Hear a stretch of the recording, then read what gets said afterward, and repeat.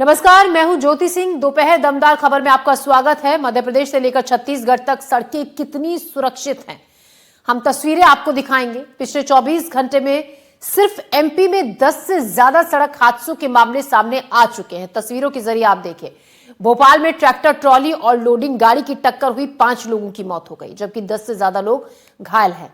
मुरैना में school bus में loaded truck ने टक्कर मार दी। यह टक्कर इतनी भीषण थी कि स्कूल बस के ड्राइवर की मौके पर ही मौत हो गई, जबकि 6 से ज्यादा बच्चे घायल हुए हैं। वहीं छतरपुर में भी तेज रफ्तार का कहर देखने को मिला, जहां बेकाबू बस ने बाइक सवार को टक्कर मार दी, जिसमें 2 लोगों की मौत हो गई। देवास में भी रफ्तार का कहर दिखा, बस ने स्कूटी सवार महिला को कुचल दिया। हादसे में महिला की अस्पताल में इलाज के दौरान मौत हो गई। बड़वानी में भी सड़क हादसे में एक बच्चे की जान बाल बाल बची। तेज रफ्तार बाइक ने बच्चे को टक्कर मार दी। पूरा हादसा वहां लगे सीसीटीवी कैमरे में कैद हो गया। वहीं छत्तीसगढ़ से भी लगातार सड़क हादसे के मामले सामने आ रहे हैं। कोरबा में एक कार अनियंत्रित हुई और खाई में जा गिरी, जिसमें 2 लोगों की जान चली गई। अलग अलग जगहों से हादसों की तस्वीरें भी हम आपको दिखा रहे हैं। 6 तस्वीरें आप इस वक्त देख रहे हैं। भोपाल, मुरैना, छतरपुर, कोरबा, बड़वानी और देवास, जहां तेज रफ्तार का कहर देखने को मिला। और इस रफ्तार के कहर के चलते कुछ लोगों की जान चली गई, कुछ लोग बुरी तरीके से जख्मी हैं, जिनका अस्पतालों में अलग अलग जगहों पर इलाज चल रहा है। तो मध्य प्रदेश, छत्तीसगढ़ की सड़कें कितनी सुरक्षित हैं, ये इन तस्वीरों से साफ बयां हो रहा है, जहां पर सड़क हादसे में भोपाल में 5 लोगों की जान चली गई, 10 से ज्यादा लोग घायल हुए हैं। एक बस को एक लोडिंग वाहन ने टक्कर मार दी थी। वहीं मुरैना में एक स्कूल बस जिसको ट्रक ने टक्कर मार दी, स्कूल बस ड्राइवर की मौके पर ही मौत हो गई और 6 से 7 छात्र जख्मी हैं, जिनका अस्पताल में इलाज चल रहा है। छतरपुर में भी एक ऐसा ही हादसा देखने को मिला, जहां पर तेज रफ्तार बस का कहर, जिसमें 2 लोगों की जान चली गई।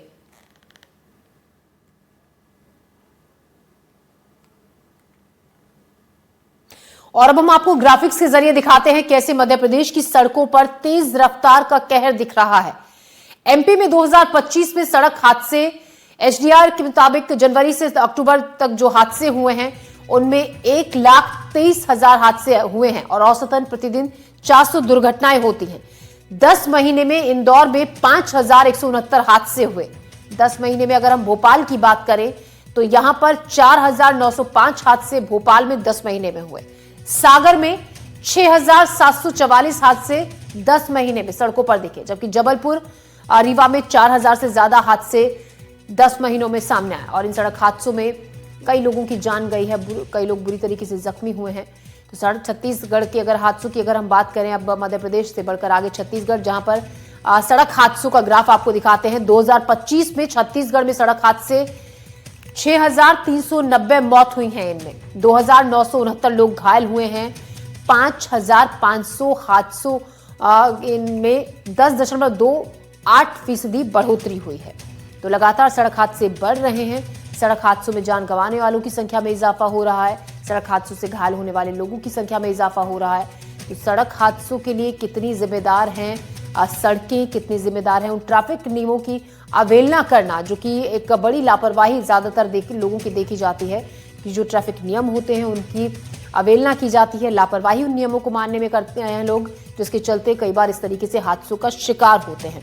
और सर्दियों के मौसम में बहुत से हादसे घने कोहरे के चलते भी होती हैं। इसी पर ज्यादा जानकारी के साथ हमारे सहयोगी इंदौर से तनुश्री देसाई, छतरपुर से अरविंद तिवारी, देवास से अरविंद चौकसे और मुरैना से उपेंद्र गौतम हमारे संवाददाता हमारे साथ जुड़ रहे हैं। उनसे हम बातचीत करेंगे। सबसे पहले हम मुरैना का रुख करते हैं, जहां से उपेंद्र गौतम हमारे संवाददाता हमारे साथ हैं। उपेंद्र, अगर हम मुरैना की बात करें तो यहाँ पिछले कुछ महीनों में सड़क हादसों में इजाफा देखा गया है। लगातार जो मामले सामने आए हैं उनमें ज्यादातर में यही देखा गया, जो आंकड़े सामने आए हैं कि ट्रैफिक जो नियम है उनकी अवहेलना के चलते हादसों में बढ़ोतरी हुई है। उपेंद्र, ये बात बिल्कुल सही है। हम अपने दर्शकों को ये बता दें कि जैसे राष्ट्रीय राजमार्ग 552 है, राष्ट्रीय राजमार्ग 552 है, जिसपे आज सुबह ही एक बड़ा हादसा हुआ है। हालांकि ड्राइवर ने अपनी जान कुर्बान कर दी, लेकिन बच्चों को सुरक्षित बचा लिया। हादसे में बच्चे, आधा दर्जन से अधिक बच्चे हल्के घायल हुए हैं, जिनका उपचार जिला चिकित्सालय में किया जा रहा है। वहीं हम ये बता दें कि लगातार जो 2 लेन रोड्स हैं, जिनपे कि जैसे मुरैना में राष्ट्रीय राजमार्ग 552 है, ये 2 लेन है और इस पर दोपहिया वाहनों की भारी भीड़ भी देखी जाती है। हर कस्बा इसको टच कर रहा है, कस्बे के नजदीक से, बाहर से ये राजमार्ग निकले हैं और इन पर दोपहिया वाहनों के साथ साथ 4 पहिया वाहनों की भारी भीड़ है। इस कारण अनियंत्रित जो दुर्घटनाएं लगातार घट रही हैं। पुलिस के सामने भी बड़ा एक प्रश्न है कि इसकी रफ्तार को कैसे रोका जाए।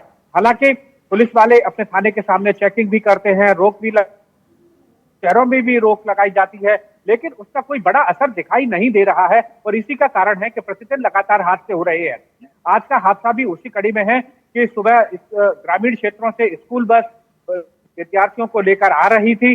राष्ट्रीय राजमार्ग 552 पर बागचीनी थाना क्षेत्र अंतर्गत मार्ग पर तेज की ओर से जा रहे ट्रक ने बस को टक्कर मार कर बस चालक ने काफी बचाने की कोशिश की, लेकिन ट्रक की टक्कर पूरी ड्राइवर साइड में लगी और ड्राइवर की घटनास्थल पर ही मौत हो गई। जी, अरविंद चौक से को अंजाम देकर ट्रक चालक फरार हो गया है। पुलिस हालांकि उसकी तलाश में कर रही है। वही बच्चों जी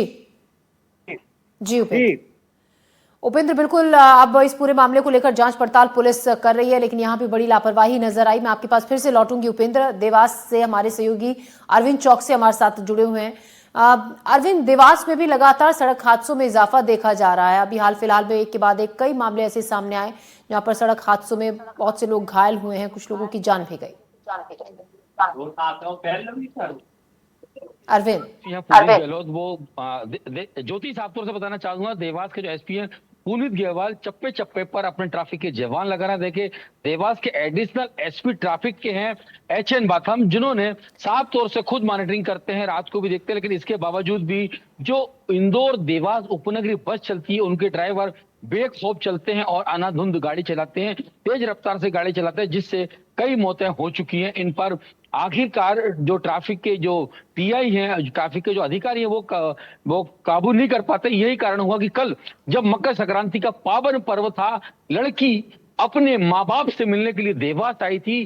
देवास की रहने वाली थी सपना दीक्षित, जो अपने बड़े बेटे के साथ, उन्होंने कहा मेरी बुढ़ी माँ है, उनसे मिल के आती हूँ, मकर संक्रांति का त्योहार मना के आती हूँ, माँ चामुंडा के दर्शन करके आती हूँ। अपने बड़े लड़के के साथ खुशी खुशी अपनी माँ के घर आई, माँ के घर दिन भर मिली जुली। जब शाम को 6:30 बजे के आसपास वो घर जा रही थी, उनको नहीं मालूम था कि वो इंदौर नहीं बल्कि उनका एक्सीडेंट हो जाएगी, मौत हो जाएगी। जब देवास से निकली तो देवास में एक रसूलपुर चौराहा, बाईपास चौराहा था, जहां पर तेज रफ्तार उपनगरी बस ने जोरदार टक्कर मारी, जिससे उनकी मौत हो गई है। और उनका जो बड़ा बेटा जो गाड़ी चला रहा था, वो अभी जिला अस्पताल में उसका घायल है, उसका इलाज चल रहा है। बात करें काफी तौर से, पुलिस प्रशासन तो लाख वादे करता है, लाख ट्रैफिक के नियमों के पालन की बात करता है, लेकिन जो बस वाले हैं, जो 2 व्हीलर वाले हैं, 4 व्हीलर वाले, वही नियमों का उल्लंघन करते हैं। इसी बात को लेकर कई एक्सीडेंट होते हैं। 2 दिन पहले AB रोड पर एक बच्ची मर गई थी, इससे पहले भी कई एक्सीडेंट हुए थे। लेकिन बात करें तो तेज रफ्तार का कहर आखिर कब होगा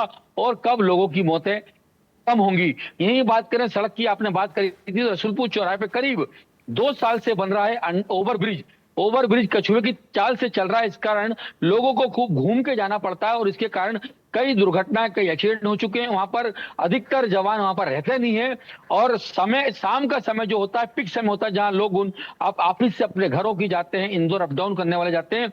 वहीं पर यह घटना घटी थी रसूलपुर बाईपास पर चौराहे पर, जहां पर सपना दीक्षित की जान चली गई। जी सपना।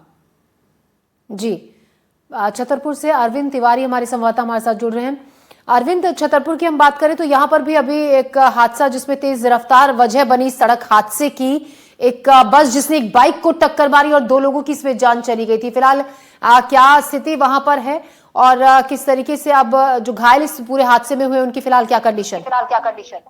मैं आपको बता दूं, जिस प्रकार से कल एक बस ने, जब वो मकर संक्रांति के दिन अपने जो मामा के यहाँ जा रहा था, उसके साथ में उसकी भाभी और उसकी माँ भी थी और 5 साल का एक मासूम भी था। लेकिन 2 लोगों को, 2 जो महिलाएं थीं, उनकी दोनों की मौत हो गई है और जो एक व्यक्ति था जो गाड़ी चला रहा था, वो घायल हुआ है और जो 5 साल का बच्चा था वो भी घायल हुआ है। मामला ये है कि जिस प्रकार से अंधाधुंध तेजी से बसें चलती हैं, उसको देखते हुए इन पे कोई कंट्रोल नहीं है। आरटीओ है या पुलिस है, वो अवैध वसूली के लिए लगी रहती है, लेकिन उसको ये कोई मतलब नहीं है कि किस प्रकार से कभी दारू पी के ये गाड़ी चलाते हैं। अभी कुछ दिन पहले ही खजुराहो से और पन्ना जा रही बस, एक दारू पी के जो ड्राइवर है वो चला रहा था, उसमें लगभग 2 दर्जन से ज्यादा जो यात्री हैं वो घायल हो गए थे। लेकिन ये एक बस की बात नहीं है, ये नेशनल हाईवे है, जहां से ये 2 छतरपुर से नेशनल हाईवे निकलते हैं, एक तो सागर से और कानपुर जाता है, एक खजुराहो से झांसी जाता है। इसमें कोहरे की वजह से पर डे 4 से 5 एक्सीडेंट होते हैं, लेकिन ये किसी को कोई फर्क नहीं पड़ता है या प्रशासन को कोई फर्क नहीं पड़ता है कि ट्रैफिक नियमों का पालन करवाएं। ट्रैफिक नियम है जो लोकल है, जो हम छतरपुर की बात करेंगे तो ये 24 तिराहे से और जो स्टैंड तक है, बस स्टैंड तक है, वो एक ओवरब्रिज बनना था, लेकिन राजनीति के रसूख के चलते वो नहीं बन पा रहा, क्योंकि इस रोड पे जो नेशनल हाईवे दोनों मिलते हैं, इस वजह से इस पे बहुत ज्यादा ट्रैफिक होता है। इस ट्रैफिक की वजह से बहुत सारे लोगों का हर महीने में 2 से 3 एक्सीडेंट होते हैं और यहाँ पे लोग मारे जाते हैं। लेकिन प्रशासन है कि इस प्रकार के उसको कोई फर्क नहीं पड़ता है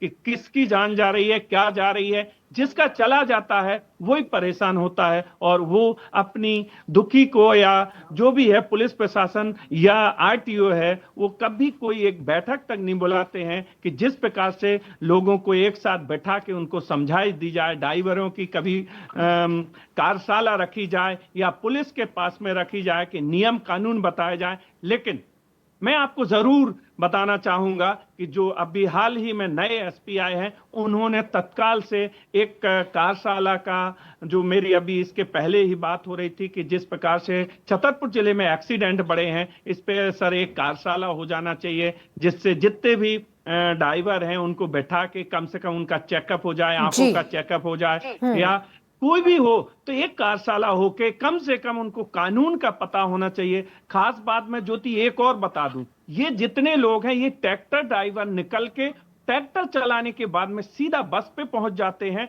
और उनको उस चीज का अंदाजा नहीं रहता है कि किस तेजी से ये बस दौड़ रही है और हम इसको कैसे संभाल पाएंगे। मुख्य कारण ये है क्योंकि खास तौर से आजकल जिस प्रकार से ड्राइवरों की जरूरत है, वो सिर्फ ट्रैक्टर से निकलते डायरेक्ट बस पे चढ़ा देते हैं या ट्रक पे आ जाते हैं और ये ड्राइवर कम पैसे में मिलते हैं, तो जो मालिक है वो उन ड्राइवरों को सस्ता होने की वजह से ज्यादा उपयोगी समझते हैं। मुख्य कारण ये है, तो वो फिर शराब पीने लगते हैं और इसकी वजह से प्रशासन को चाहिए कि अगर कार्यशाला रखे, उनको बताए, उनको प्रैक्टिस करवाए। खासतौर से एक और है, जो इनके लाइसेंस है, इसमें बहुत बड़ी धांधली होती है कि ड्राइवर तक नहीं जाता है मौके पे, उसको पता ही नहीं चलता है, पता ही नहीं है कि हमें गाड़ी कैसे चलाती है और पैसे ले दे के उसका लाइसेंस बन जाता है और वो सिर्फ ठेला नहीं, बस नहीं, हर प्रकार की गाड़ी चलाने लगता है। ये मुख्य कारण है। सरकार को चाहिए कि इसमें बिना लाइसेंस, जब लाइसेंस दिया जाए, जब तक उसकी प्रैक्टिस ना हो जाए अधिकारी के सामने, तब तक उनको लाइसेंस नहीं देना चाहिए। जी अरविंद तिवारी, बहुत शुक्रिया आपका जानकारी के लिए। अरविंद चौक से आपका भी शुक्रिया और उपेंद्र गौतम आपका मुरैना से तमाम अपडेट के लिए बहुत बहुत शुक्रिया। तो सड़क हादसे बढ़ रहे हैं, तेजी से इनमें इजाफा हो रहा है।